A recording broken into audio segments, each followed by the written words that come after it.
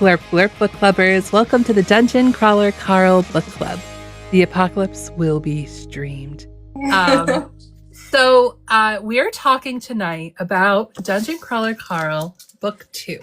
So we finished book 1 last week and now we're on to book 2. So this book club, the idea here is that we're reading all 7 books before book 8 comes out in May. So we will if we follow the schedule, it will line up directly with when book 8 comes out, which is exciting. I know I need to reread. I've read these first couple books quite a few times, but as we get closer and closer to book 8, I will have read them less. So I definitely need this reread because even now I am discovering things 6 times through and I'm still picking up things I didn't pick up before. Totally agree. We are going to try to stay mostly spoiler free, though there are a couple. Thank you so much for the things.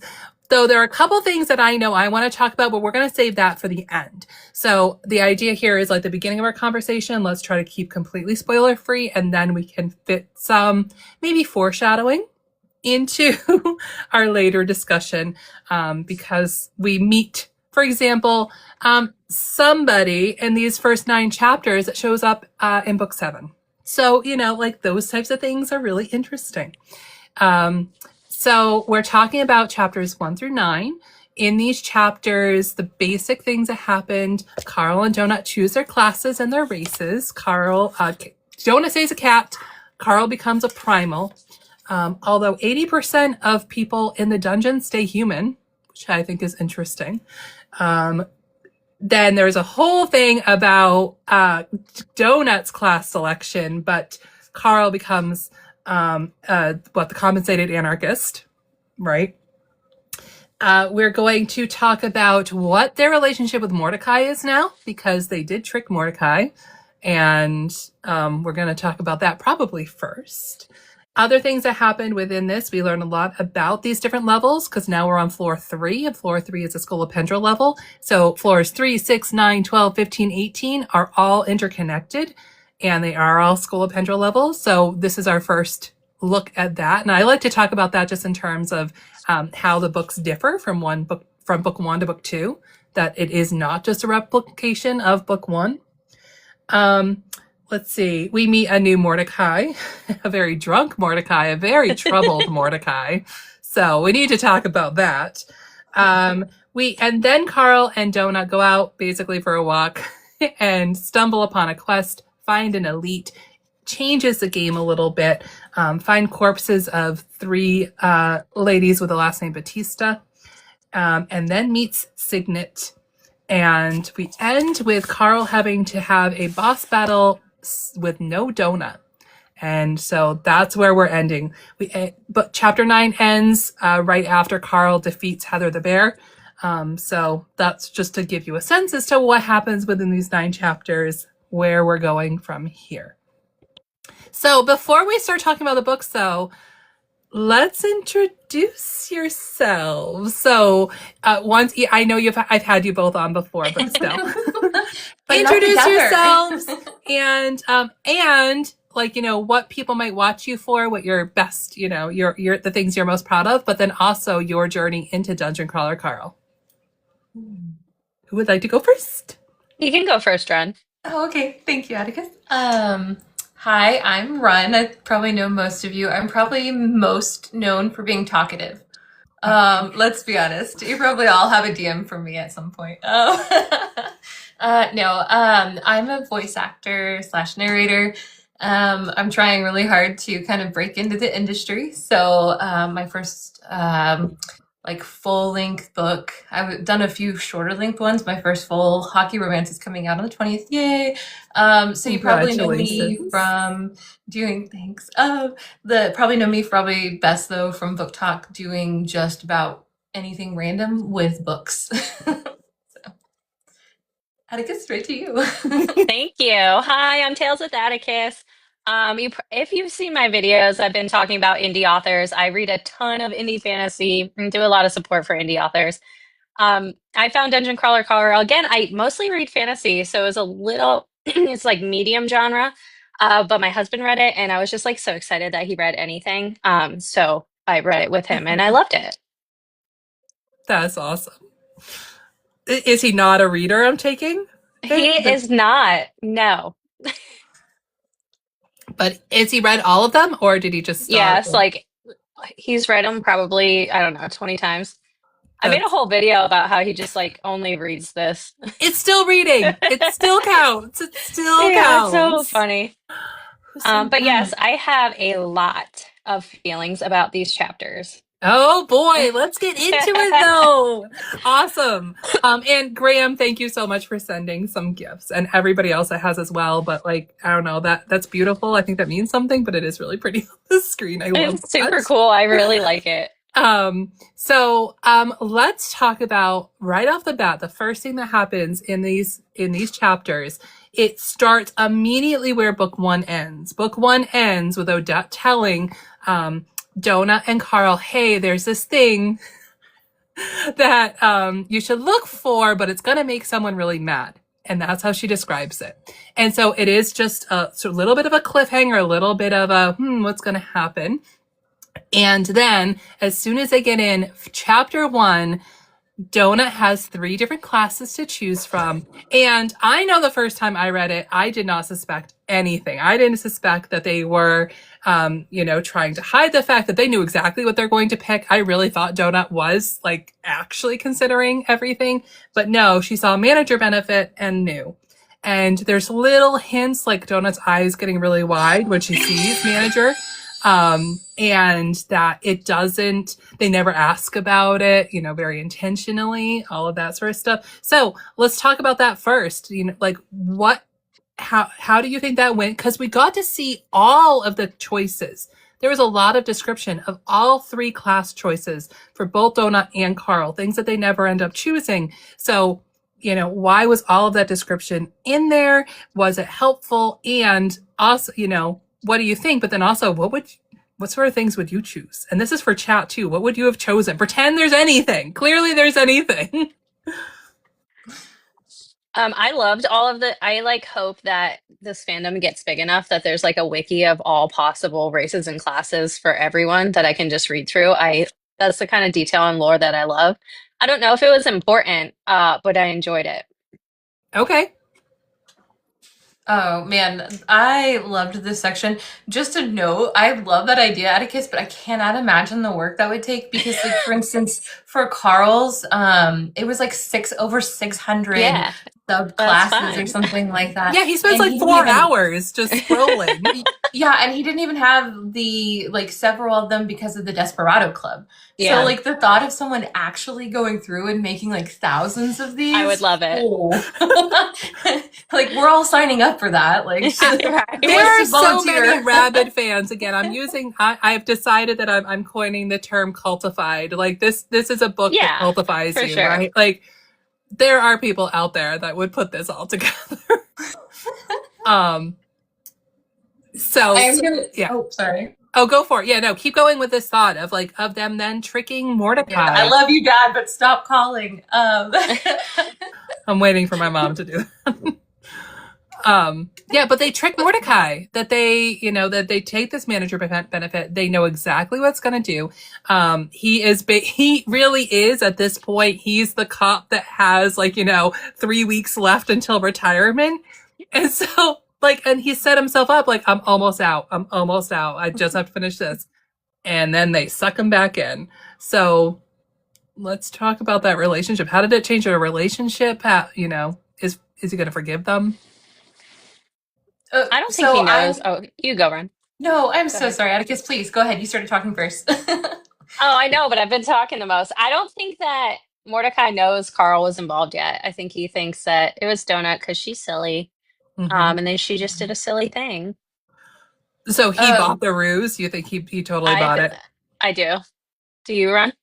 I do. I think that Mordecai's maybe stuck so much in that senioritis, if you will, that I don't think he sees it coming. But I have not read all the way through 7. For everybody that doesn't necessarily know me, I'm at 6 and 3/4. Okay.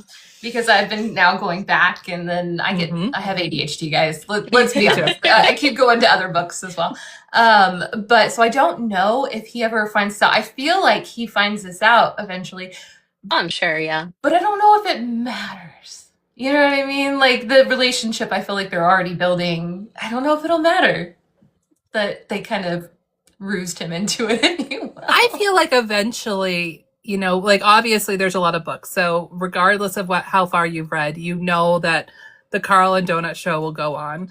Until at least book 10, right? Like, we know that it goes until book 10. At book 10, all bets are off. However, Mordecai now being attached to them means that before in book 1 we thought that he was a temporary character, and now we've learned that no, he's a permanent fixture. Yeah, that makes sense. I agree. So, there's that, but that also, he thought he was just going down to a mage guild. Clearly, Donut and Carl are going to be pretty successful, even though it all sucks and the dungeon sucks. They're still doing pretty good. It's better for him overall to be attached to Carl and Donut. He gets way more than he would have just being in a mage guild. They end up getting a table eventually. Like he has a blast. He has a good time. And don't, well, I don't know if that's a spoiler. Never mind. I'm not saying that. But there is one, like, important thing I really want to say. And I just want to say thank you to Matt Denneman for giving us Daddy Mordecai. Thank you. This book in particular, I really do think this book is my favorite Mordecai. That, Mordecai changes every floor. So we saw 2 Mordecais in book 1, and now we have our 3rd Mordecai. But as an incubus, he is suave. And he has a lot of character growth in this book, right? And it really starts it right in these first couple chapters that he is just drunk and passed out. He is not there for them when they get their first quest. They're asking him, should we do this? And he's not there. He clearly is very damaged. And, so we see him in a couple times with his pants around his ankles. Literally. Right. Figuratively. So he has some growth in this book. So I think that his incubus form plus that growth makes this Mordecai my favorite Mordecai. Well, that's and fair. Then, okay, I'm not going to stay on this because I know this is not going to be everybody's favorite thing. But he also says, like, little one, and I just it just is like, oh, that is such a sweet moment because he refers to Donut as little one, and then he also refers to Mongo as little one in the second book, and I'm just like, oh, look, his little daddy side is coming out. I love it. Okay, and he's done. I think it makes sense. Like, one, he's hot, so we've got like daddy like that, but then also he has been there so much longer. He is their wise sage. He is their master splinter. So he is like a dad figure to them. So he's got both. Okay, I'm done. I apologize for that little aside, but I had to do it. Let's see. Hold on. Graham said something that I thought was if Mordecai is daddy. So that one was good. He had Donut being an impulsive and self-centered so far as Mordecai should have known it was par for the course. So when she selected this manager benefit, I think, she played it well. And it's just so within her character. She puts on the damn tiara without reading it. Of course, she's going to select a class without really understanding what everything is, even though she does. Yeah. So, and then we had another comment in here that I just really think too, that the sequels have been just as good as the first book, but for me, what really sold it is that each book is different. And so we see that right away in book 2. Mm-hmm. Yes, the floor is different than the first one. It was a dungeon, and this one they're outside. It looks like they're outside. It's a circus, then we're going to get to Skyfowl. It's a very different setup and a very different setting. But also now we have elites. Now we have quests. The game has changed, and it really makes me feel like each level of the dungeon is almost modeled on a different type of video game. Whereas in book 1, it was almost like a roguelite. Like it was, but you didn't get to come back to life. It was just like, we're just going to throw everything. Whoever survives gets through. And now we have quests. It feels like a little bit more of a RPG video game. With the elites and with the quests. And so I really love that each book is different. It's not just recycled. And I still would have read it if it was just recycled from book 1. I wouldn't have loved it as much, but I would have read it. Oh, that's fair. So I like that it is very different.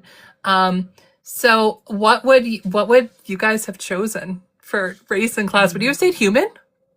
Oh my God. So this is what I'm so angry about in these chapters. Again, coming from the fantasy world, where's the fantasy? Everyone's just human. I was so mad. I would literally change to 80%? anything. Right. Seriously. Maybe when it like, and I, because it's, you know, when you do go in and play D&D or something like that, it like they have to make a human so overpowered to get That's what I'm anybody to saying. choose it. Like Yeah. I would Primal. still choose. I don't care. I want to just be not human. I want to be something else. Yes. But Yeah. that's And then for Primal. game. I did What? find it strange though, because he does mention, and I don't know if this is kind of like there's like 1,000 students at Hogwarts kind of moment or what, but if you know, you know, I guess, right? But he says that 80% of the people stay human, but then almost every single main character switches races, and Yeah. it's kind of like we really don't even That's see true. that many humans. So I was kind of like, I don't know. That's true. I mean, you know, all of Meadowlark has to not be human. So that's a big chunk of people that can't be human, that just Yeah. they They have cannot to stay switch. human. They have to Yeah. switch. But even of some of the main characters to come, very few of them are human. Yeah. Which is good. I'm not trying to see human stats. I know, but it is. It's it makes me feel that 80% is, I don't know. Are they just the ones that die? Maybe. Or maybe Oh, Miriam. I stayed wondered human. what like Matt's background was when he was writing this. Like was he more on like the sci-fi side? That's a That's good a question. great question. He had done. He had started the Kaiju Battlefield Surgeon, and the one before he had done his first series. He had already started. Yeah, you're with this right. one. Louis was human. Okay, I mean there were some. There are a couple, okay. but still that we're Pat's having called me like out yeah, here. sure, Louis and Miriam Dong, like, but we can all list quite a few. That could be it. Very much so. It could be that switching races did give that Zoltrax. That very well could be it. Yeah. But yeah, I agree. I don't think Hecla was human. Oh. It says it. Oh my gosh, it says it. I think that she turned into basically like some sort of Viking type. That's really good. Somebody go find that for us. Let's I find this. Go find it. Did I write it down? Chat to And the rescue. then I thought the primal choice was so dumb. Because he just Like- looks human. Yeah, and it like gave him half the stats he had before. So he's not min-maxing. I definitely Yeah. talked about this before of like, it's almost like it's not as good now, but it will be good later. Yeah. It Yeah. kind of made me feel like an homage to like the grinders, if you will. You know, I the people that guess. get into the games and just really like grind out every achievement and things like that. I don't know if that was supposed to be it, but I think also Matt's trying to maybe avoid again making an OP character because That's Carl's already super OP. So maybe kind of handicapping him brings him Yeah. more I love those. believable and I then love moving those. forward. But you're right. I mean, he dumps like, what was it, like 18 points or something like that into charisma. Yeah, he has when he's to, already yeah. got a legendary cat that has charisma. So, I mean, I see it, but it would pay dividends. But it also, at the same time, you're right, because since the floor has been like pulled down to, what was it, 8 days or something like Yeah. that, there's not time to grind each floor. Yeah. That's what I'm They saying. found Yeah. it. Hold on. Hecla stayed human, but her class was Amazonian. Okay. Oh. Wait, okay. Peter, you said Valkyrie was. Yeah, because they Peter.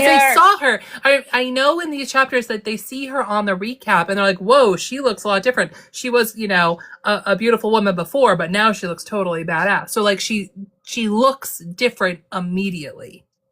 Human Amazonian. Oh. Tricky. Okay. Well, Yeah, I'm no, gonna say that I was still right on that one because it's like half and the half. fact that she changed appearance immediately made me feel like, and I know that Yeah. for a fact, made me feel that she wasn't. Yeah. Shield Maiden is a class. Yes. Yeah, so Of she's course. Amazonian Shield Maiden. Okay. And if I'm going to change something, it's probably going to be something with a lot more dexterity. Because let's be honest, guys, I'm not surviving the dungeon. No, I wouldn't either. Same. I'm not surviving on my own. Same. So, I mean, I don't mind relying somewhat on my intelligence. I hope that would not be like a 3 or something. But like, I'm going to be something that's a little bit more dexterous. Preferably something with a higher constitution, because also that's kind of low, I won't lie to you. And then I want something like for my like subclass. Like, I haven't spent many moments thinking about this. No, don't ask. But I would want something like a mage or something like that. I'm not going to be a tank like probably ever, even though I'm probably the size of an Amazon. I would not prefer to tank. Well, so Atticus, would you change? You would definitely not say human? Fuck yeah. Oh, yeah. Oh, I don't care about swearing. She said dumb. Of course I heard would. it. Pretty much to anything, actually. I thought that woman was bad, that was really pretty during the day and like looks like a demon at night. I have read the series. Though. Yeah, no, yeah, it's Lucia Marr. Yeah.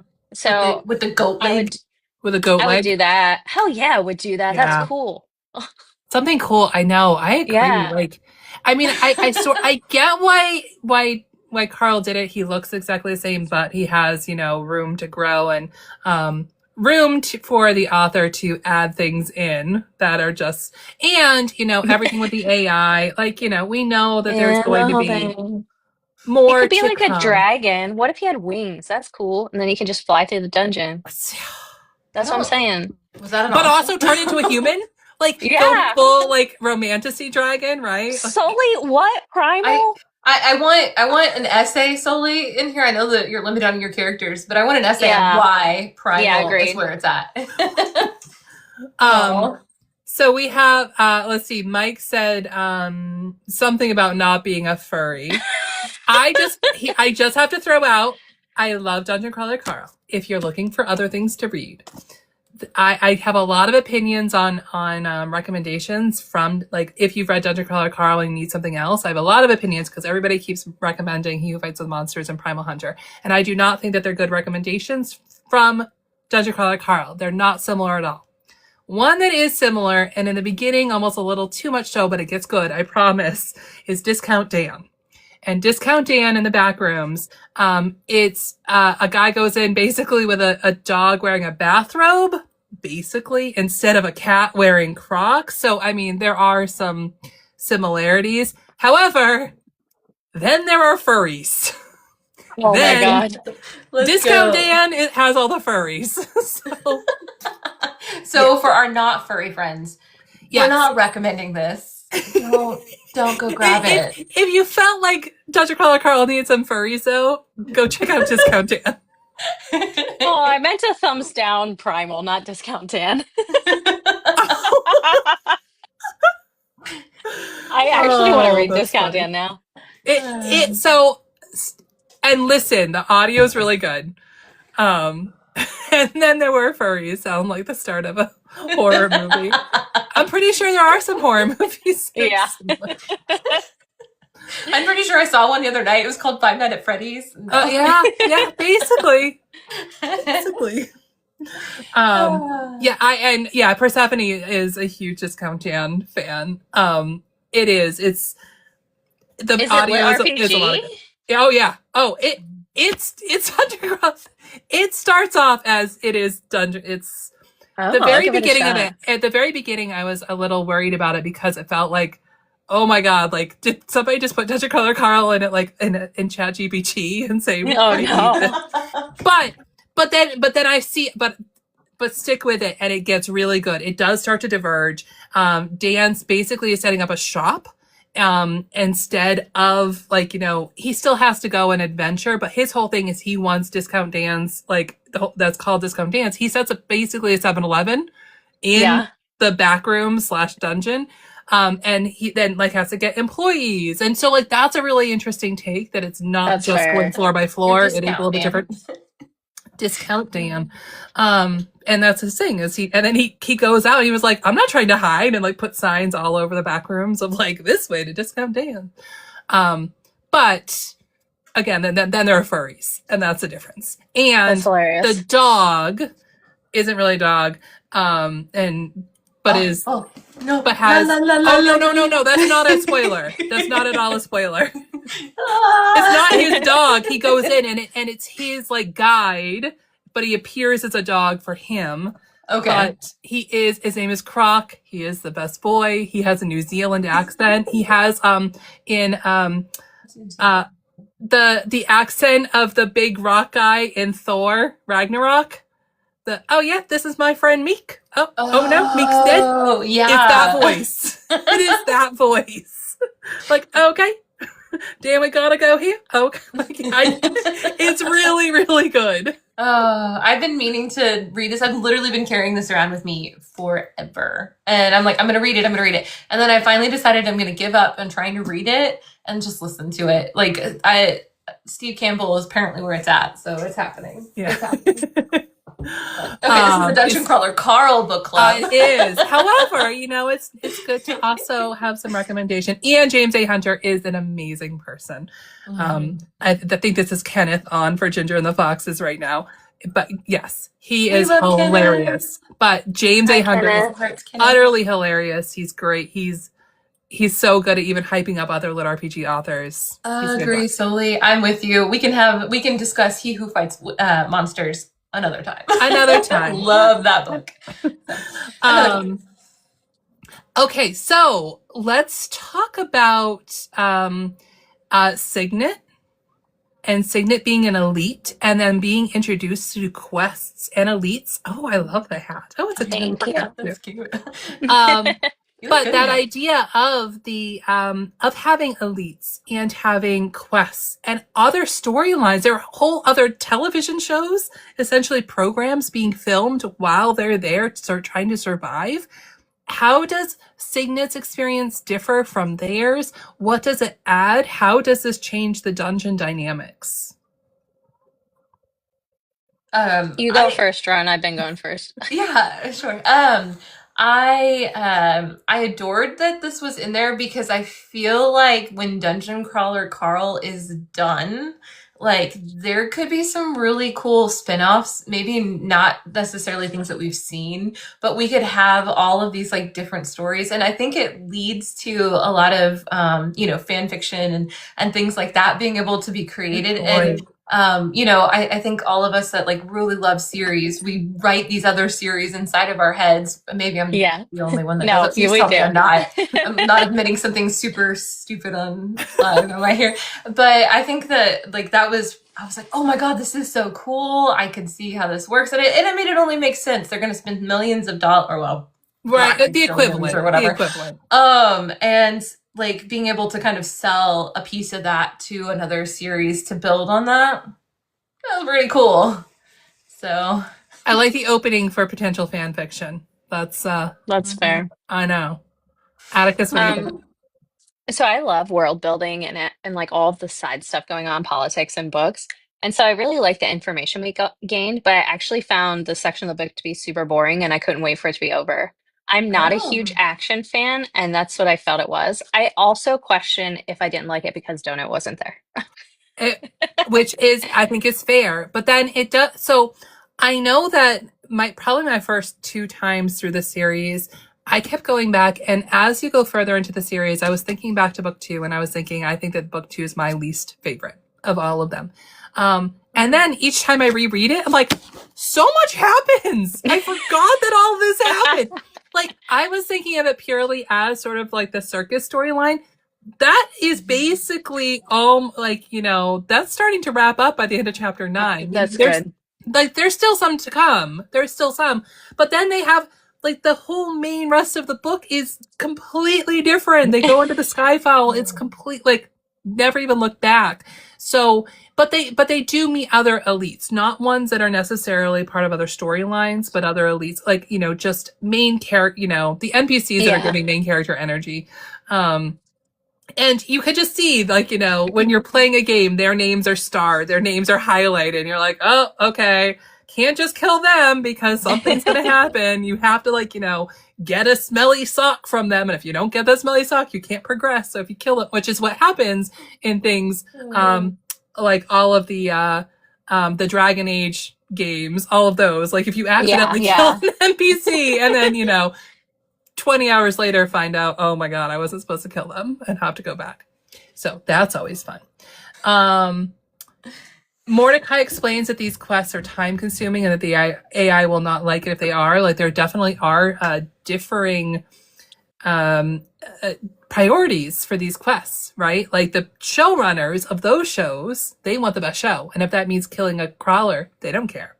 But the AI is there for the crawlers. So it's an interesting balance, and it's all about money. Yeah. So what else? Any other, like, how about everything with Signet? There was the fight, but she is a character covered in the tattoos, and her relationship with Grimaldi and everything with this, it's still, I think it's still an interesting story arc. Any thoughts about it? I apologize. I was trying to mute somebody in the chat, and I don't think I'm a moderator anymore. I've seen it. Yeah. Oh, yeah. I like how people are responding with just no. Yeah, keep on doing that. What's your favorite way to spend the weekend? Yeah, sure. Yeah. Talking about Dungeon Crawler Carl. Could we get back to that? Right. Clearly. Oh no, it's I see it in mine. It says moderator run of Book Talk muted. Yeah. Okay, it did work. Okay, cool. Okay. Could you repeat the question? I'm so sorry. Just in general, that storyline with Signet is a character. Because we're also told that Signet will come back in future School of Pendra levels. Who sent something? Graham, thank you. So we're gonna see Signet again, or it tells us we're going to anyway. So, like as a character, that she has all of this like love for former friends that have been quite literally perversed with these parasites. So she's an interesting character. So there was this game, and I apologize, this is going to seem so random, but when I was younger, there was a game on a computer that I played, and it was a like carnival / circus like theme. And it was one of my favorites, and it was creepy. When you're young, that kind of stuff's all creepy. And so, like, I had this, like, nostalgic moment for this carnival. Like, it's twisted and it's creepy, and I was sold knowing, like, what we were going into. So I super loved the side plot, and I was sold. And I was like, I want to see how this plays out and how their role comes in. And I think it's really super interesting what ends up happening, and I don't know. I'm not gonna say that. So never mind. So I think that's interesting that there's two sort of, like bored by this action, and that's okay, right? It's okay. Yeah.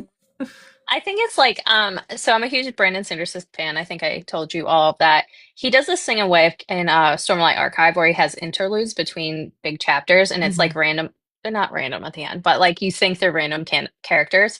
And they're really interesting stories and storylines. But I get so angry because I'm trying to read this main story, and now I have to read the side story. And that's what I felt here. Like at first I was like, oh, cool. And then I was like, can we go back to can we get out of here? So that's all. I think I was just a little frustrated. So we do have, you even just mentioned it, we have a fight where Carl has to fight without Donut. Yeah, and I think that there's a couple of times in these chapters, in this beginning of chapter 2, that we're seeing how vital Donut is. Like right now we're seeing, obviously the clear just combat side of it. But even before that, when we saw the different class and race choices, there were a lot of choices that were only available to them because they had a certain number of followers, because they had 1 trillion views, that they had these staggering social numbers. And they would not have had that without Donut. I maintain that Donut is why Carl has the views he has. She made him likable. She made him interesting in a way that people wanted to follow. So, right then off the bat, that I think even Primal is one of them. He would have never even had that as an option if not for Donut getting them that social media presence. But then they have to fight and Donut is basically in a coma. So how, like, let's talk about that, about our own opinions, but then also, why do we think Matt Dinniman wrote that? Before we jump in, I'm sorry, I always have these moments that I'm like, we have to stop for this moment. Please do. Sorry. But like right before this fight, we have like when he meets Signet, that moment of Mongo is appalled. And I love that moment. It cracks me up. We can't say the rest of it right here. I mean, he has an erection. That's a bodily function. Come on. I wasn't gonna say it on your live. That was really funny. Mordecai, he has an erection. Mongo is appalled. Is that our first Mongo is appalled? I think so. I think it might be. I'm not sure, but I do love that moment so much. It is. I'm sorry. If you're going to have me on, we're going to have to stop for all those moments. I wrote it down. I wrote that in my notes because it's so funny. It's super funny. And, like, you know, I think there are a lot of stories where a character would have been like, hey, she's hot. She's coming on to me. And they would have taken many different, you know, chosen a different path to take. The fact that Carl will break his finger without a second thought. Just to get out of that, yeah. To get out of it, I think also is really showing us, like, this is not romance. And we know it's not romance, but I see a lot of people talking about, like, ooh, well, don't you want Carl to get with this person or this person? Or I'm like, no, I don't. Right. I desperately don't. That's not what these books are. They are literally fighting for their lives. They are terrified. They are disgusting. They're not thinking of that. And I think it's a lot of fun for fan fiction stuff. I think it's fun to, like, take that aside, but not out in the book. I don't want it in the books. I agree. Yeah. Ron, you have a different opinion, I'm thinking. Yeah, I you know, these aren't necessarily written for probably the half of, you know, I always tell everybody I'm half like lit RPG, half romance. So, I'm like 100% down. I would love to see, like, you know, like Carl's been like jaded in love and, you know, like all of this, and it would feel great as a reader to be like, you know, that I have your back, you have my back, like we're gonna go down together, you know, to the very end. And I know he has Donut, which technically, not saying like, get your mind out of the gutter, guys. No furring over here. But like Donut and Carl kind of replaced that love interest, so I don't think that we'll see it. But do I wish that you know, Matt Dinniman would throw somebody into the mix, and maybe that's coming. I don't really know, but I would absolutely love to see it. And we have some like side stories that I'm not going to mention for some side characters that do kind of go there later on. And I'm like, we don't really see it other than the, oh, hey, these, you know. Yeah, they're together. This is the thing now. Yeah. And I wish we would. I wish we would a little bit. Because that's the kind, you know, as I said, half romance, half lit RPG. So. Yeah, I'm a, what is that? A vintage flight. Oh my gosh. Back when I was on Twitter years and years ago, when it was still Twitter, Amelia Earhart was my the logo, the persona I used for everything. I did show face, and I just used Amelia Earhart, so that was actually really suiting. I still don't necessarily want it in this book. I love it though for side things, for fan fiction. I think there's so many opportunities for fan fiction. I can see that. Yeah, for like, you know, AO3 type. Romance subplots, they make me as frustrated as the interludes. Can you stop being in love so I can understand the story? Thank you. These are cute. Thank you. Yeah, so this I finished a couple books this week for book club, but then also I'm reading what is it I just told you, Ron? What's the first? Oh, Quicksilver. Yeah. Quicksilver. Yeah, so like I've definitely got some. There's more. I'm just gonna pull every book we mentioned. Yeah, so everybody talking about brimstones. I'm like, I'm gonna try this. So I'm definitely thinking that I'm on a romantasy type train right now too. That's okay. No, well, you know what? I'm not gonna keep going with that sentence. Let's just. But I agree. So like, let's see, Mike Tech. I love this. At the moment when your FYP drops you into a conversation at the wrong time. Yeah. Carl shouldn't have a romantic interest. It would train wreck the series. Again, I agree. That's not what the series is about. It's not. Yeah. I can want it even if it's wrong, guys. Absolutely. There's a difference between things that, like, even when I read a book, I'm like, okay, there are times when I'm like, okay, this book was very good, but did I like it? That's different. You know, you can like things, and I like things that are trash, and I know they're trash. I have read books before that I'm like, this wasn't good, but I loved it. And I mean, I read all the Twilight books when they first came out. Oh, hell yeah. I was obsessed. I would stay up all night. Like, and even reading them then, I was like, this is not very good. Right. One more page, one more chapter. I'm curious how many people in the chat have actually read Twilight. I'm gonna guess the number is kind of on the lower end. Like, I don't know. I read all of Jacob them already. Yeah. Okay, Dan's got us. Team neither is the answer. That book got weird. Okay, Persephone. However, it's, you know, you can know that a romantic storyline in these series wouldn't necessarily be good for the series, and also secretly be like, but it would be fun. Yeah, totally. That's two different things. Matt, if you need some help with the romance, got you, boo. I got you. You know, he wrote these series, and you know, you have to take everything that Matt Tinneman says with a grain of salt, because he's notoriously misleads. But he said that he doesn't necessarily specifically write things to be funny in this series. And he doesn't actually try to make things funny. He just writes, and it turns out people have a similar sense of humor that he does, and he's like giggling in his own brain. I mean, the humor is one of the reasons why we love this series.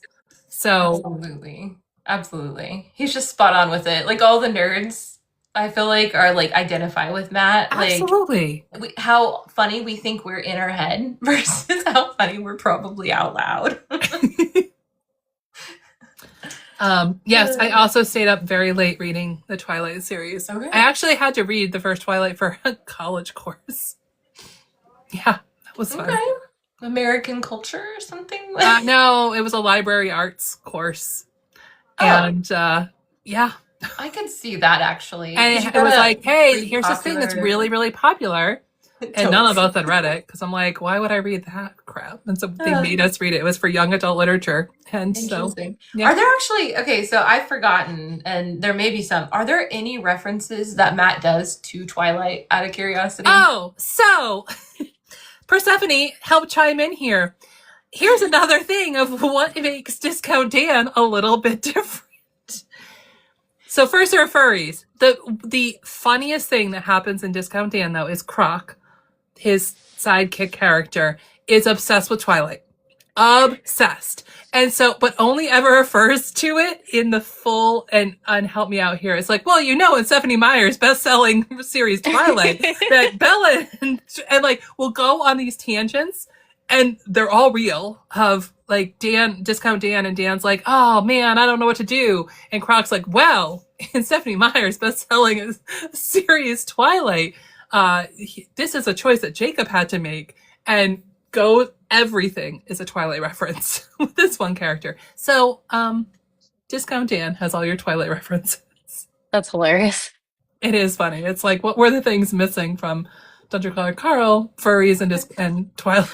International best-selling author Stephanie Meyer. Exactly. Everything. And Croc starts everything with that. Well, you know, international best-selling author Stephanie Meyer and her series Twilight. It's so funny. It's really Kenneth chimed in there with, there is, on the 6th floor, there's a long reference to Twilight in one of the descriptions. Okay. I'm going to have to go well, we'll get there. We will get there. Oh, that's true. We will get there. So there are some things that happen, you know, like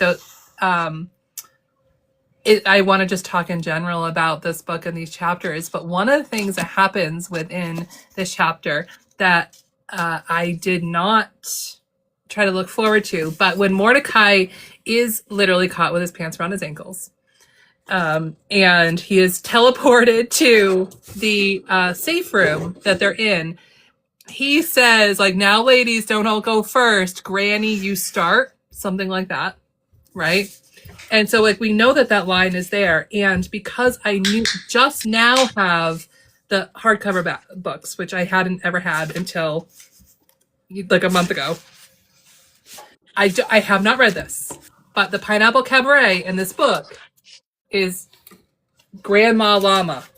Oh, that makes sense. Oh, that was Dan's "Hey Grandma" reference earlier. So, well, because like Donut even says like Mordecai was doing something to somebody's grandma, and like so says it. And I have not read this, but I see that the title is Grandma Llama, and he says that it's llamas and it's Grandma, you go first. Yeah. So that's exciting. I haven't read that either. That'll be interesting. So I'm gonna wait. I'm gonna read that when I actually finish. I'm not gonna read that yet. Because that's just like I'm guessing. I'm assuming. I'm guessing. There was something else that happened within these chapters too that like gave me a little clue. But Atticus, you said that you had some stuff to talk about. What things happened in these chapters that I don't remember what I said that about. You mean in general? Yeah. Oh, well, I was mad about the race picks. I was mad about this quest line. And I was mad about Donut not being in it because I found out she's my favorite character. Yep. But luckily, it's not for that long. She comes back. No. She comes back and quickly. I think it's exaggerated because I'm really trying hard only to read the chapters for your lives so that I don't like I only did it for this time. Yeah. So then I only got to read the boring parts or the parts that I thought were boring. It gets better. Yeah, you can just binge it otherwise, Yeah. And again, 25 chapters. This book only has 25 chapters. I mean, the book 7 has 87. Short. 87 in comparison. So we're going to get there. I have to address, though, Mike Tech says, man, now I have to buy the hardcovers. I just want to say something I did this week was I did go to my local library because I had my in-person book club for Dungeon Crawler Carl in my library's book club. And nobody would have ever, like they all said I would have never read this otherwise. And they all enjoyed it, which was a lot of fun. But I had put in a request. So libraries do have spots where you can request them to add to their collection. Knowing behind the scenes of library stuff too, they are buying things for their collection all the time, but a lot of times they need to show that there's interest. So one thing I did was I had put in the formal request for books for all the hardcover books. But then when I showed the librarians, like there is this chapter in the back that literally is not in the Kindle version, that is not in the Audible version. It is only in the hardcover. So even people who have read this, who have listened, who have read it on their own, are still going to be looking for copies, physical copies, potentially in libraries to take out. So tell your librarian that. Tell your librarian that there's exclusive content to the hardcover, and that might help them add it to their collection. Thank you for that tip. I know, right? I'm definitely going to do that. Yeah. So, and that was the thing was like when I told them, because when I said here's really why, even somebody like me who's obsessed, who's listened to it 5 times, I still want access to the hardcover because of this. And they're like, oh, literally the next day I had all these emails. Your suggestion has been approved. Your suggestion has been approved. Good. And got all 7 suggestions. So they're going to buy all 7 for the library. Yeah, I'm totally getting there because that's a great idea. And honestly, I told you this 2 weeks ago when I was on, but I don't know if Atticus, I've never understood the girlies that would grab the book and get the little bookmarks and the highlighters. And I'm like, why are they doing this? And then I had that epiphany when you started, you were I was highlighting, so I was like, oh my God, this is why. This is why they do this. Is why. And then I had I put it on my story today, and I think I don't want to give away spoilers. But I haven't, so I'm on 6, guys. Y'all are probably farther than I am. So I'm just going to say this. And if you shoot me, please, my name's actually Atticus. No, this is wrong down here. That's not, but okay. TikTok just gets all wonky. I don't know how that happened. But I was like, oh my God, I think I figured out how Donut survives the faction wars. And I feel like we find that out in these chapters of how we find out. And then somebody messaged me and was like, I was shocked too, like your ignorance is cute kind of thing. So, but I missed it. What did you say? Like, how do you think that she wins? Can I say that? Is everybody like okay if I say that? Well, like, but what you're saying is just a prediction, right? Yeah, so it's a prediction, and it's wrong, but I don't want to give any spoilers. Okay, so when I was rereading the chapters today, the cockroach skill, right? So if you go back and you look at the Sepsis Crown's wording, it says slay.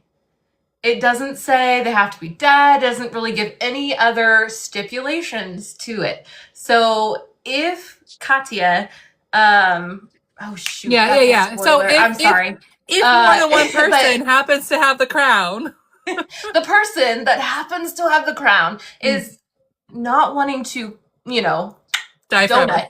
Then technically there's a way out. So you're almost like Buffy the Vampire Slayer, like when Buffy dies for a minute, then another Slayer is born. So like they're like, wait a minute, we could just keep generating some Slayers. That was my prediction. However, somebody did come into my comments, very lovely, and was like very cute, like, oh, you're very cute, and I appreciate you and I love you. You know who you are. But yeah, so I don't think I'm right. I like those theories though. I do like those, like the things that we were first thinking when we read. Yeah, it. Agreed.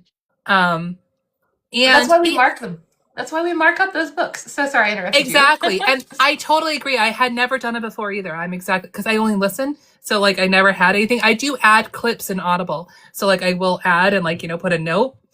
Because then you can just go back and look at your clips and you can sort it by like, when did I add it? So or like by chapter. And so you can see all your clips if you put a note. If you don't put a note, then it's meaningless. And I've learned that the hard way too.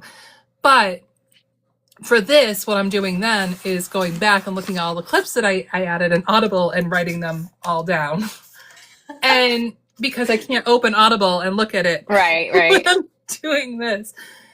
So I still think I'm doing annotation wrong. Like I've annotated a little too much, I think, but I've never done it before. So this is my first time annotating. And I love it. I think that's awesome. I wish that I had more experience because again, I don't think I was supposed to do this many.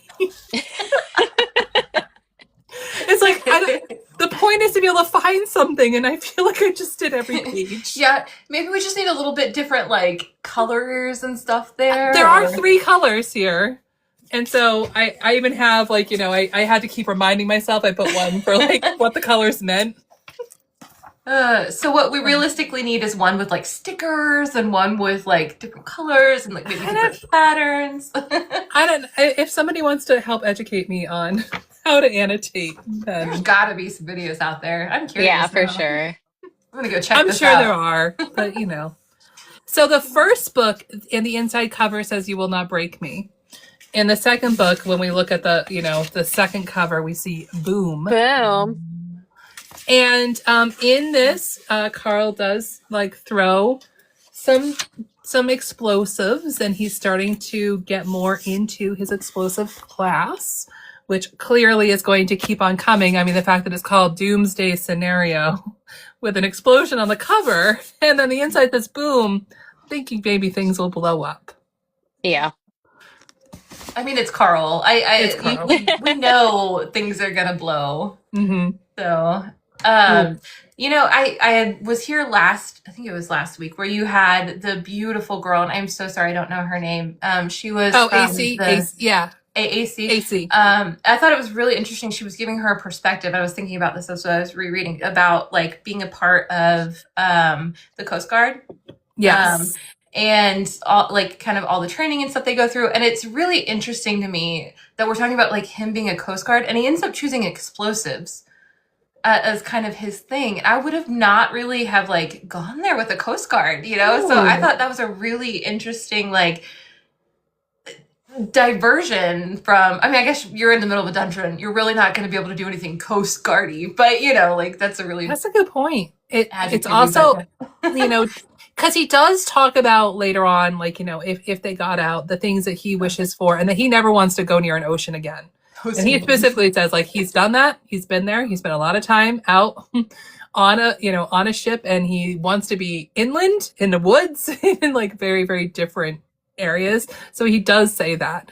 But wait, hold on. Toast Malone says no, that's a coasty thing. That like is the a Coast Guard thing? explosives. How could you really be dealing with explosives on a ship? I am curious, like genuine question there. Not. Oh, this yes. Oh, this part and AC talked about this too. Coasties are known for absolutely making the most out of whatever they have on hand, and this is one of the things that AC talked about as well. Was no, Chad. How that they are the let's make it work and figure it out and duct tape it together of the armed forces. I guess that makes sense then. And Chad, I think that if I remember correctly, he had a buddy. I think he had a friend last week. Yeah, that was in the Coast Guard. So I think that's where the references and stuff came there from. are quite a few lit RPG authors that did serve, and they all talked about it and then made fun of Matt for not. For example, James Hunter, Discount Dan. This was unprepared of talking about Discount Dan. He was a Marine, and so he was a Marine. And oh gosh, quite a few of them though did serve. And they would give each other, like shit of like who was a Marine, who was an Army, and like on panels at Lit RPG Con, they talked about it quite a bit. That's funny. I'm wondering if James is here because of how many times we've mentioned Discount Dan. Seriously, I'm commission. I wouldn't be surprised if it like tagged him and had him come in. This can't be right. So yeah. So what else? And from the comments too, like, not a ton happens in these chapters. I split this book up into only talking about it 3 weeks because it is the shortest. For me, it really was just like a lot of fighting. And Atticus, like you talked about, it was, like once they get into like one battle, that battle lasts for a while. So, this whole Grimaldi circus thing, it's interesting, but it's not like a whole, that's just one thing that's happened. It's not, there were a lot of very funny lines though. Happened. There really were. Yeah, I agree with that. I think one of the things for me as I was rereading through the chapters, and I really feel like I kind of missed this. I'm kind of light and fluffy, so my brain doesn't go very dark. But there's a lot of like really dark moments in this. And when I was on the first time, my eyes were opened to all of that. And then we get this line that feels almost kind of like a throwaway. Because Mordecai is showing Donut and Carl through the town, and I have too many books stacked. But he's showing them through the town, and he says this line like Mordecai's like they just go to sleep until the next floor. And then he mentions that, like they were fighting over meth on the last floor, but the next time it'll be over solar berries or something along those lines. And like Carl has this moment internally where he was like, that's almost worse than what's happening to like the humans essentially from Earth. Totally agree. And I was like, oh man, like I totally glossed over that because he's world building here, right? He's telling you the story about the volcano worlds and how all this kind of came about. And then he's explaining like, here's how to see the map and all of that. And it just kind of this little tiny moment of like, oh my God, like horror, this is how they're using these people. And they've been here for how long? And they live days at a time to be asleep for years at a time. Yeah, it is. And that a lot of them, and we already know too, that this is a possible out that they have once they hit the 10th floor, that this is one of the possible rewards to be one of those NPCs. Like it really does make you, and I think we know that, one of the things that makes Carl and Jonah a little bit different is their interaction with the NPCs and the fact that they do humanize them and that they see them as full sentient, characters that they are. Whereas the dungeon almost wants them to just go in and slay. Carl and Donut understand that, wait a minute, they are even more trapped than we are. And at least Carl and Donut have some free will, that all of these other folks that they're meeting most of them don't, that they are so trapped. Agreed. Yeah, it is. I love that you're talking about the throwaway line. I mean, we also have one of the biggest throwaway lines that Carl says without thinking, with "We don't risk our lives for our pets, Donut." When he's talking about Mongo to Donut right in the beginning, and says, "This is chapter 5," and then yells at her with like, "You could have been really hurt." And she's like, "But Mongo was in danger, and we don't risk our lives for our pets." And then immediately feels like an asshole. Yeah, which he should. One. Yeah. So like, obviously Donut's not a pet anymore, but still she was, and she was very recently, like 2 weeks ago. Also, we do. I was gonna say, was it not Carl that went out in his boxers? Like, that is a very risking your life, though. But line to me. And I haven't really put too much thought to it. But now that I'm thinking about it, like, I mean, he was willing to face like real world consequences to try to catnap Donut, essentially, in the first book. And I mean, he's gone through a lot to make sure, like, to maintain Donut's like health. Like, he knows her constitution is low and all these things. And he, like, when they're choosing stats, he even says to her, like it's very worrisome that her constitution is low. The first thing we need to do is find items to improve that. Like, very much Donut is the forefront of his mind, of what he's doing. So of course he's risking his life for his pet. Like, I don't get why he says that. He probably knows that, like, that's what we're supposed to say. But but you're proving, like, he was risking so much just Googling, how do I catnap my girlfriend's cat? He was doing this before they broke up. Like, let's be clear. Like it happened, the collapse happened like the day he broke up with her. He was Googling this like a few days before. So he was thinking about it already, to be very clear.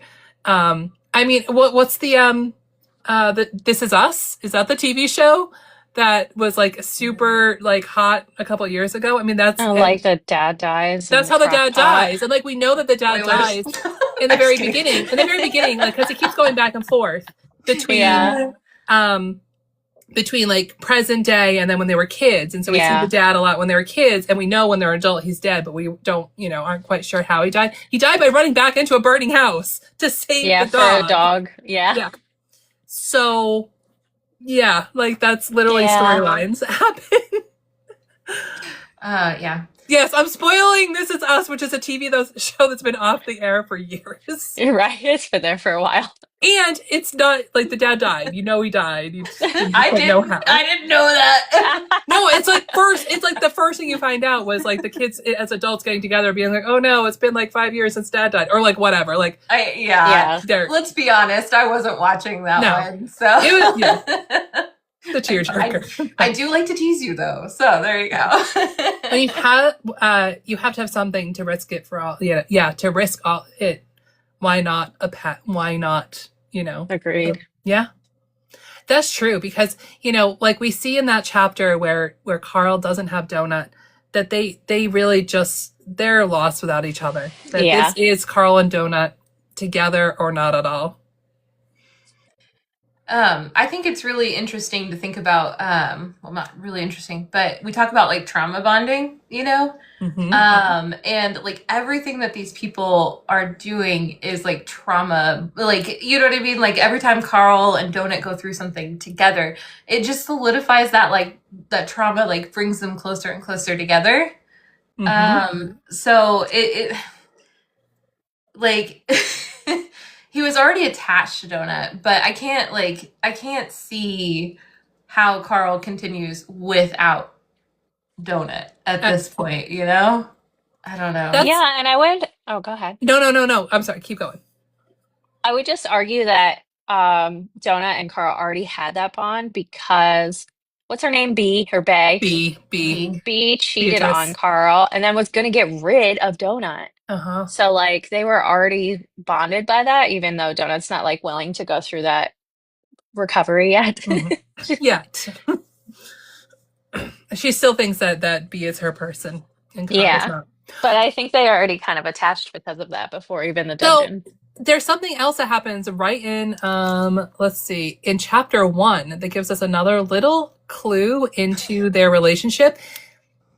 Carl talks about Donut's talking to Mongo and says something like, now Mongo, you have to listen to Uncle Carl. So she calls Carl Uncle Carl for Mongo, meaning that she sees them as siblings. I mean, in my head, I assumed that it was more of like a father-daughter. Yeah, same. Donut, and she says it more than once. She says, now Uncle Carl is going to tell you what to do. So, like, That's really I mean, funny. I know that I personify my own pets. Like, I'm the mom. Yeah. Yeah. I'm their mom.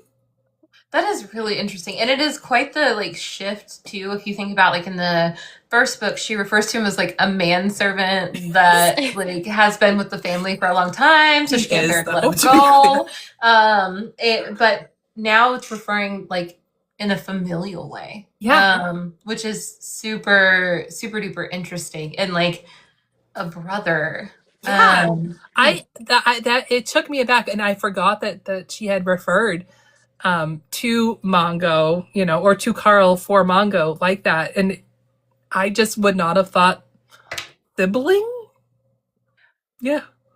That's funny. So like, I like all these and somebody said it too, that there are really no throwaway lines. Yeah, in, that's fair. In this series. There really aren't. Every little thing, every little description of a tattoo on Signet's body may just come back. So, sorry, I was actually thinking about this. So, when we discussed in week 1 of the book club, we talked about the difference between a pantser and a planner, right? And a plotter, planner. Found out that a pantser, for anyone that didn't know, like me, I'm probably the only one. It means essentially they're flying by the seat of their pants as they're writing this. Okay, so.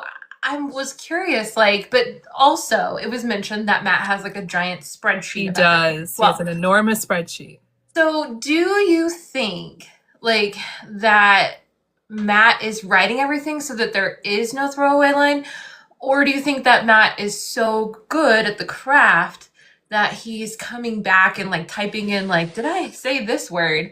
And then like go back and figure out what he said. Like, how do you think he's going about that? And do you think like he watches some of us like discussing these like really super deep things? He's like, yeah, I didn't think of that. You know, like I can't imagine. What do you think? Not. I think he would be dumb not to personally.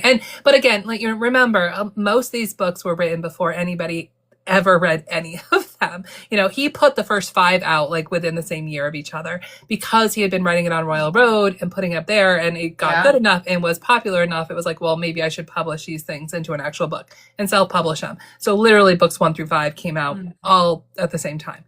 But still, he was posting chapter by chapter on Royal Road and getting a lot of attention, getting a lot of, comments. I can't, why would you post chapter by chapter in public if you weren't going to look at some of the commentary? That's fair. Right? Yeah. So he does also talk about, that he is a pantser, that he has, I mean, he just did the interview that he did at Dragonsteel. He said, you know, like, I'm writing chapter 38 right now for my Patreon. I have no idea what's going to happen in chapter 39. Your guess is as good as mine. Like, he literally said that for book 8, that he obsesses over all the details. He goes back and looks at each, like, he really is very thoughtful in crafting every paragraph. So I think that there's no way that he's not just putting a lot in just for the opportunity to bring it back, like Signet's tattoos. It describes a few different tattoos. It describes them like they're paper, and then they can come off her body. So we see that happen. We see that they're all swirling around and then they come off. One of the tattoos is described as a hammerhead shark. And that's all it says. In book 7... I'm sure he was going back. I'm not going to say what happens. I'm saying he was going through his spreadsheet being like, what's something I haven't pulled out that I mentioned and I need to pull out? And he saw that he wrote in book 2 about a hammerhead shark. And a hammerhead shark might just show up. So, you know, like, I think that he gives himself enough of an opening that it can come back, but the way he does it is so it feels pre-planned. Like he writes it so well. It feels like it was pre-planned. Can I just say, like, I'm sure this has been done before, and I can think of a few like different like tattoo things, but I adored the tattoo. Like, that was just so interesting and new for me. I had never really seen anything like that, and maybe that's my like sheltered self. But like to me, that was such explain more. Yeah, Signet's or theirs? Signet's. Oh, like that's covered and they're all moving all over her body. They're moving, and I mean, I feel like I've seen this in like a horror show or something, right? But like not to the extent where they were like coming out and like. Yeah. I thought that was like. I thought it was so cool. Freaking cool. That she does. She like blood powers them up and then they come off. Yeah, I like that. Yeah. And again, because Signet is a scolopendral level and part of this whole this storyline, she comes back. So maybe we'll see more of her. We will. We'll see more of her. But they say that we're going to, so that's not really a spoiler. Mike, you said he probably has major points outlined and consultancy outlined to develop plots. He does not. He said he does not. He has specifically said he literally just sits down and starts typing and has no idea.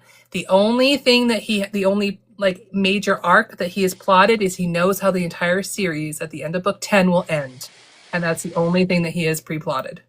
That's what he says. I wonder how it's going to end. He does know that. I will say that he does know that because he said in several interviews that we already know how the book is going to end. He's already told us, he said. I can't remember where it was, but I remember seeing that he has told us how it ends. All right, well, we're through this read-through. Let's look for those clues. Yeah, and I feel like he said he says it in book 1. Like, I'm going to have to go back and find it. I'll see if I can find it and then clip it and send it to you guys. But I remember that being something that was said.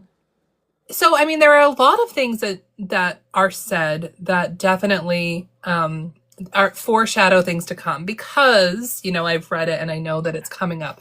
But then there are things that I know that he talks about or things that he's described that haven't come up yet. And so I'm like, whoa, hold on. This might be something that happens, especially with it happens in these chapters. It says floor 18 is a billionaire retreat. And Mordecai talks about how floor 18, because all of the floors, all of the scolopendral levels, the 3, 6, 9, 12, 14, 15, 18, that they all have to be created at the same time. That it's a requirement for Boren and for the AI. They can't open the dungeon until all of those floors are already created.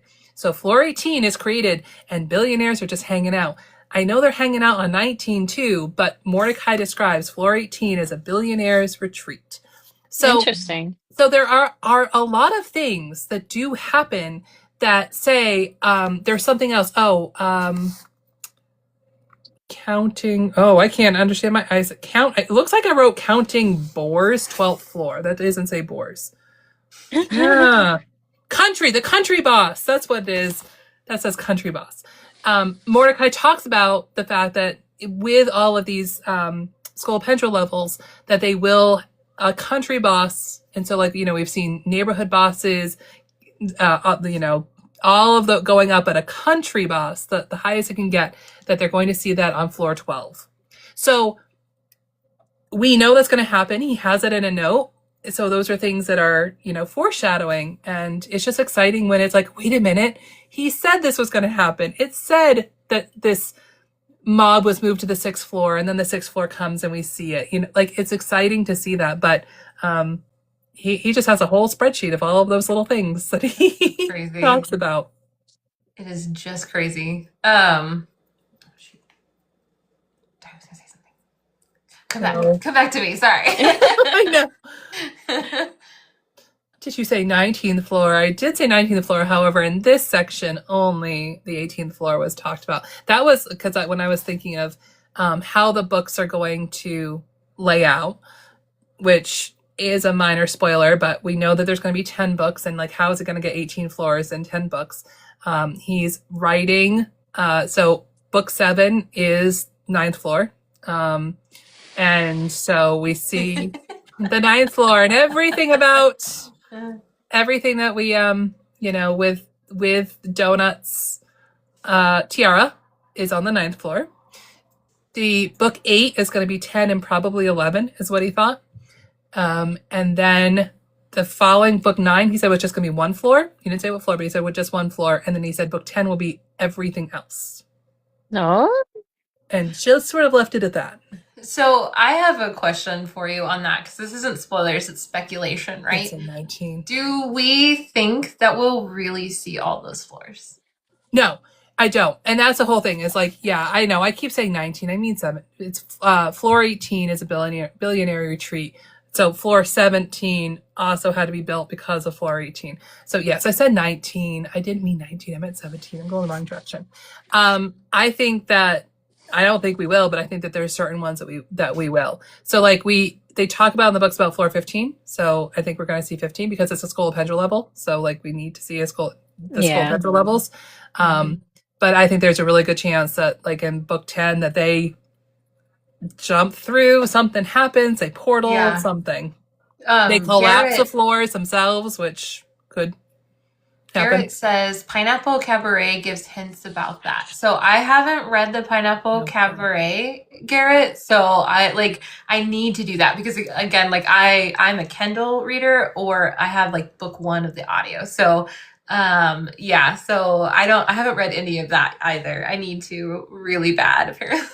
I know. And I actually have finally I have all the books, which people here have sent me most of them. And you guys, that's so sweet. Mum's the word, right? Adrian? Literally.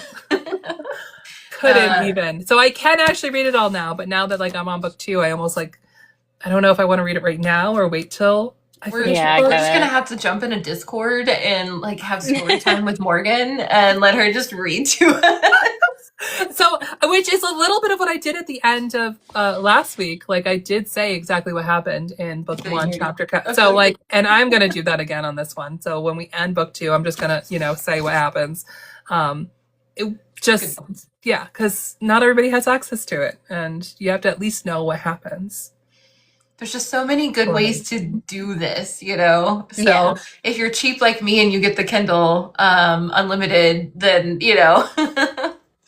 and that's how you go. But there's also the webtoons and the audio drama. I mean, there's just so many ways to consume Dungeon Crawler Carl. So we're going to say there's no right or wrong way, but shelf trophies are amazing at the same time. And when it has a whole extra chapter... It's good reason to have it. And again, it's hard to annotate. Yeah. You can in a Kindle. But speaking of, they are releasing, what is today's date? Is it this week? This week. This week. We don't condone that behavior. Oh, yeah. Yeah, I know. We don't. We're not going to condone that. We're not saying you do that. None of us have ever done that. Don't condone Never. Ever. The Kindle versions don't include it. That's how I know. This week, though, book 2 starts to come out with Sound Booth Theater's immersive version. So they did book 1, and so they're releasing episode 1 at the end of this week. I think they said, is it December 18th? 16th or 18th? They're doing episode 1, which my guess is going to be like 5-ish chapters, but we don't know yet. So, Jeff is re-recording all of his parts, but they do have other voice actors to come in and do some of the characters. Like they do have a voice actor for Donut. But Jeff Hayes still does the narration. He does the AI. He does Carl. But it's going to have full music and effects. Book 1 was incredible. So that is going to be yet another way to consume this media, is to now listen to it re-recorded with more. I love it. Voices. I love it. The Tino comment down there. Oh, I'm dying. Which one? Sorry, we got a bot in here that let's see your TikTok dances. Ginger the Fox is pushing the buttons here with that, and then somebody says Tita. I'm like, absolutely. See, that's the thing, is even with spam things, we can find a connection. We could find somebody. Okay, I got you. Okay, and if this ends up on the internet, I'm going to be really sad. I'm already on the internet, but here we go. This is my TikTok dance. When the corky, but at the same time. That was perfect. I love it. Perfection. That is my Your Wednesday. like Mongo. Okay, I'm done. Oh, that's funny. Jeez. What else do you want to talk about? Anybody in the chat too with this first section of book 2? I'm looking at, some of the other one thing that I don't know if anybody has it, but if anybody has a copy still of Operation Bounce House, an art copy, because I read it, but I only had it for a certain amount of time because I got it like the digital version. So it went away. But in this, it talks about that as they're walking through town, they see a tavern named the Belly Rubbed Pug. That shows up. I swear there is a tavern or a bar in Operation Bounce House that is also something pug. Oh, and interesting. So I need somebody that still has access to look up what the name is. Because Matt Dinneman has pugs. Mm-hmm. He really needs to lock down his Facebook better. Just saying. We talked about this already, Morgan. You can't do that. His family members keep getting recommended to me on Facebook. And I'm like, who the heck is this person? And then I see Matt around a Christmas tree holding a pug. I'm like, well, I shouldn't be seeing this. I mean, it's innocent, but still, it's a very, it's an intimate, family moment. That's not a public persona. So... The one thing I do like about reading on the Kindle, because I was actually looking this up for some trivia that I did on my page, and you can actually go into a Kindle, I don't know if you know this, and you can put in the word. So if you put in pug, yes, you can see how many times it's been mentioned and jump straight to the page. But the problem with pug is pugilism is the skill. And if I'm saying that wrong, I'm so sorry. If I can even say that on TikTok, whoops. But anyway, so that's the only downside. So if you put that in there, good point. You'll see that. But I thought that was interesting. So I was looking through that to find out what dogs were mentioned in the books. Pug is, but so I have a couple. All right. You get a shirt if you join his Patreon. Is a shirt from Operation Bounce House though, or from this? Because this one is the Belly Rubbed Pug. Here in chapter 4 of book 2, they see the Belly Rubbed Pug.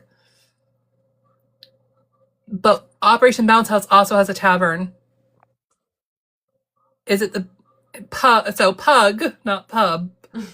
I think so. I think it's kind of typing and it says pub in both, but it's pug. It is a pug in both, right? I'm almost positive. It's the upside down, and in Operation Bounce House, it's upside down or something. But it is a pug. It's the same in both. It is the Belly Rub Pug in both. Oh, interesting. Do you know I think we just found an Easter egg. Publishing the new book?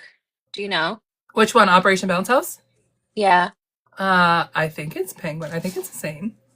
I'm spamming all of the ALC influencer pages to see if I can get I got it on NetGalley. Oh, I'm on NetGalley. Yeah, so that's how I found it. I found it on NetGalley. Is it not releasing on audiobook right away? So it will. When it comes out in February, it will. Does NetGalley have the ALC? Only is ALC the audio one? Yeah, advanced. No, they have, because I don't think Jeff's recorded it yet. No, that's what I've been looking for. No, and I had to read it. It was the first book I've read in years. Wow. And actually was it good? Did you love it? I liked it a lot, and I see a lot of crossovers. I also saw something that I think is, Operation Bounce House is not lit RPG. It is purely just sci-fi. It's not even game lit. It is purely just sci-fi standalone novel, not related at all to Dungeon Crawler Carl, except for the fact that Belly Rub Pug is in both. Which is interesting though, right? Because it's about gamers that are... Yeah, but the gamers are bad guys. The gamers are 100% the bad guys. It's 13-year-old Fortnite type players who just want to see people suffer for fun because they don't know any better. Is it the Glub cat?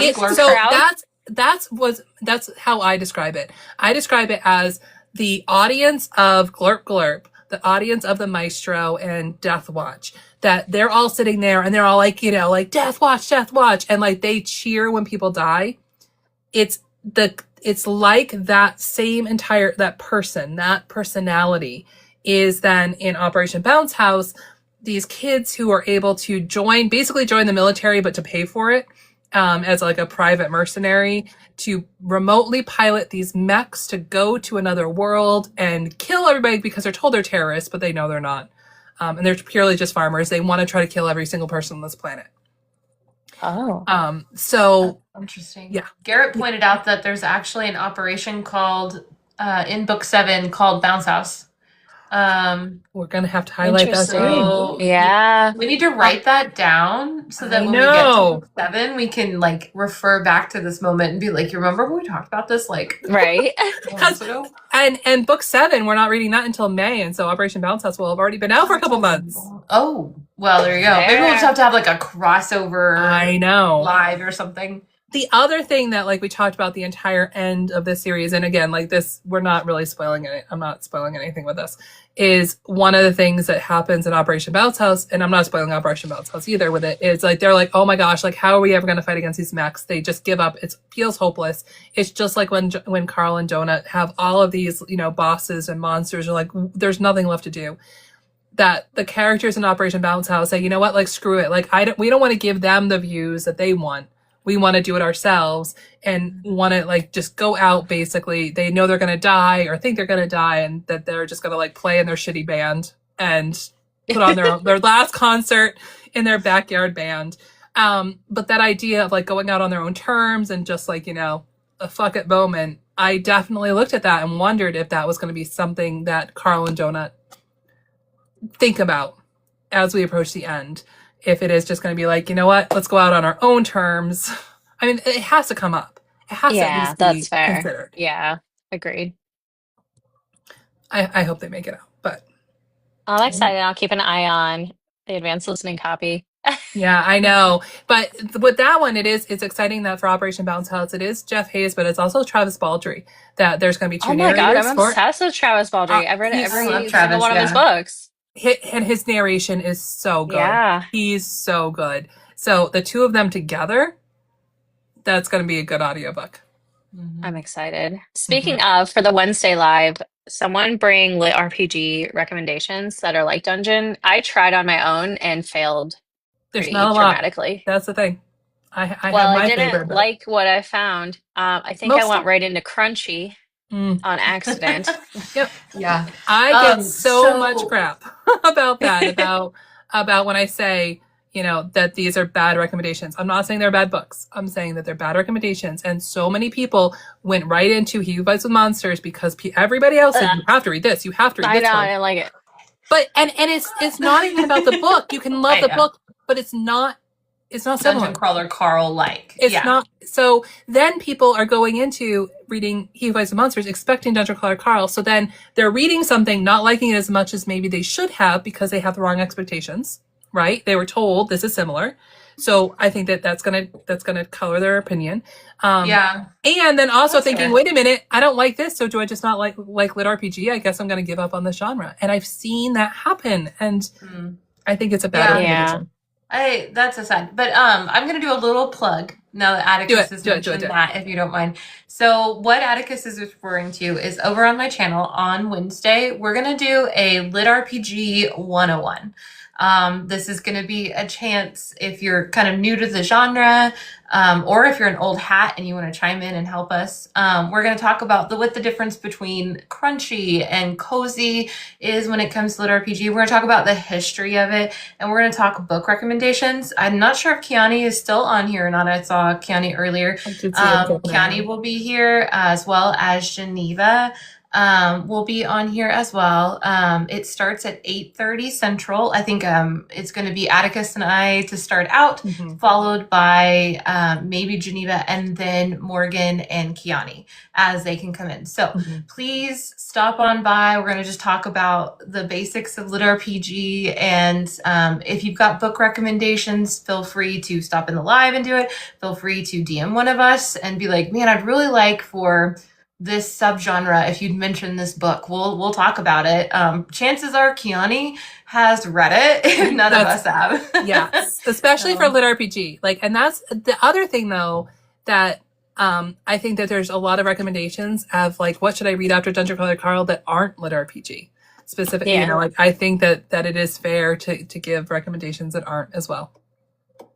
And then I will just say, I am brand new to lit RPG. Actually, I've never read any except for Hero Fights with Dragons and Dungeon Crawler Carl. So you won't ask any dumb questions. I will ask them all. Don't worry. I will be the newbie there. The Wandering, and then I just the Wandering Inn. I just have to say really quickly, the Wandering Inn. I didn't. You go. It's not even about if it's good or not. The first book is 48 hours long, and it gets longer from there. The subsequent books are 60 each. That's crazy. And there's 17 so far. I just don't have that time. I liked book one. I did. I read book one. I liked it. It is the equivalent of reading like 8 other books. That's crazy. It's so long. I wanted to quickly answer Nerdy Buckeye's question. That was kind of a while ago. So you can get ALCs, which are advanced listening copies on Netflix, and then also Libro FM. On Netflix or NetGalley? You mean NetGalley? NetGalley, yeah, okay. Netflix. No, not Netflix. NetGalley. Also, Libro FM is a great Audible alternative. They are not mean to authors, and they work directly with independent bookstores and give a lot of their funds. Anyway, they have an influencer program with a really low requirement. You can sign up with them, and they do a lot of the popular ALCs too. So those are the two I'll be looking at. I work with Podium as well, but they don't tend to get a lot of the more popular books. Interesting. Yeah, that's definitely interesting. Sorry to steer us back, but Grant gave us a really interesting thing here. So he said, so I missed the convo because I joined late, but one of my biggest tidbits was the notion of signing an agreement with the showrunners of Signet's show. So that doesn't happen in chapters 1 through 9. That's what I'll say.